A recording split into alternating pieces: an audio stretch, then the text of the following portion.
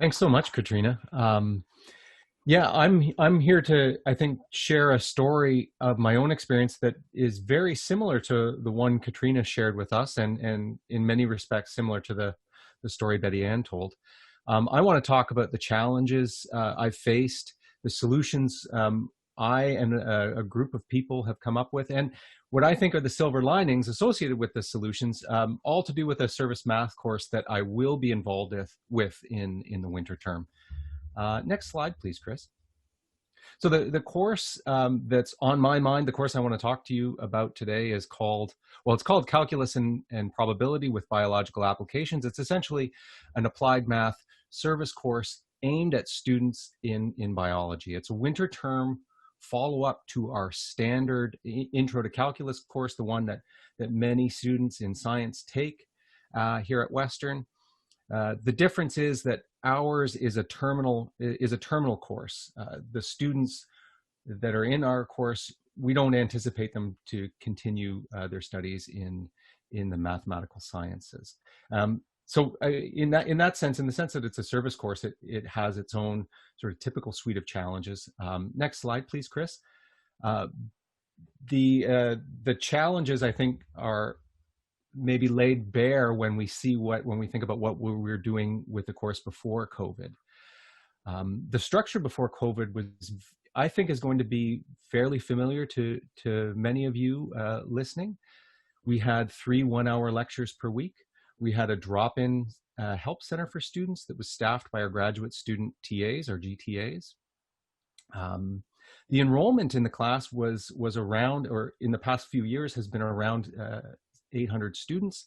To give you a sense, we were able to pack NCB 101 as a single mega section. Last year we had an overflow section, so the course has been growing in popularity among life science students at Western. And that's in no small part a result of the fantastic colleagues I have in the Department of Applied Mathematics and the terrific graduate student TAs that we have in our mathematical biology group in that department.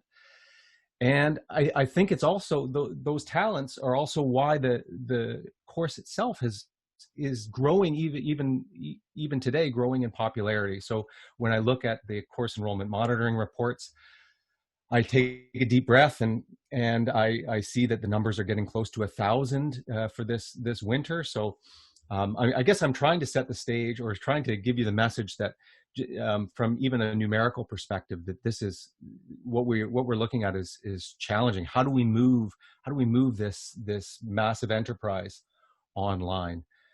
And the answer, I think, is tier 1 support. Thanks, Chris. And so I availed myself of the offer for tier 1 support, and I was supported by the people that you see here, a fantastic team. Kim Alexander was the instructional designer I worked with at the Center for Teaching and Learning. Ramon Sanchez was the e-learning technologist in our group from WTS. And together we kind of put our heads together, and we tried to come up with solutions. How can we engage this massive group of students in this new online environment? And Kim, very similar to what you heard from Katrina, Kim emphasized to me the importance of connection, and I'll say more about that in a second.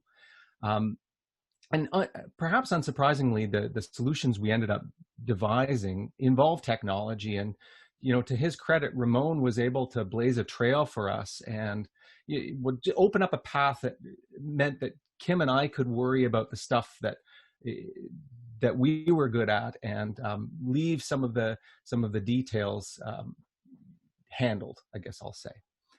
Next slide, please, Chris. Thanks. So connections. Like I said, Katrina has emphasized connections, and Kim, my colleague at the CTL, really did emphasize connections. And I'll confess that connections were not really at the front of my mind, and haven't been. Certainly, they had never made it into my teaching philosophy like you saw with Katrina. So how can we establish connections? I think the first type of connection I wanted to establish was a connection between myself and the students. So so the students felt connected to their instructor. And we did this with, I guess, trying to simulate the classroom environment using whiteboard animation, trying to balance that against the need for having short, digestible video lessons.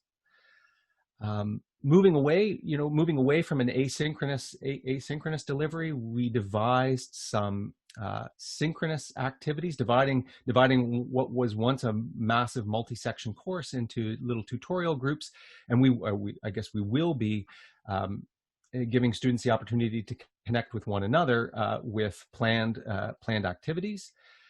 And finally, I suppose I wanted students to establish a connection with the material, and so that meant a shift away from learning outcomes that were perhaps a little more task-based, or say lower down in Bloom's taxonomy, to something that's a little higher up. So that meant that I shifted towards away from, say, carrying out calculations theme of the course to something closer to a theme devoted to mathematical modeling. So 3 things: establishing a connection between the instructor and the students, allowing students the opportunity to establish connections among themselves, and trying to establish a connection with a deeper connection with the material. Next slide, please, Chris. On the topic of the material, of course, it has to be assessed. And as I mentioned, we've uncovered a bunch of terrific ways of assessing students' mathematical modeling abilities. Some of the tools are allowing us even to move away from our traditional multiple choice formats to things that will allow students to enter symbolic answers, numerical answers, provide graphical answers. It's fantastic. And again, here I want to emphasize that Ramon has been instrumental in embedding the multitude of tools in a one-stop environment for students inside our OWL page, which I think will make things go a lot more smoothly. Next slide, Chris. So I've told you about the challenges. I've told you about some of the solutions we've come up with, and I think I always want to end on a positive note, and so I want to touch on some silver linings. And sorry, next, Chris. I think for me, a real positive that has come out of this is the shift away from, I guess I'll say, more traditional learning outcomes, to ones that have really emphasized the critical evaluation of mathematics and its applications. I think that's a real win for this course, and I think it's going to be a real win for the students. Next point, please, Chris. I didn't really dig into this, but certainly the COVID challenges we face have allowed us to embrace modern tools like computer programming. We don't just have students carrying out pencil and paper calculations. We're getting them to do the same things I might do when I conduct my research. Next point, thanks.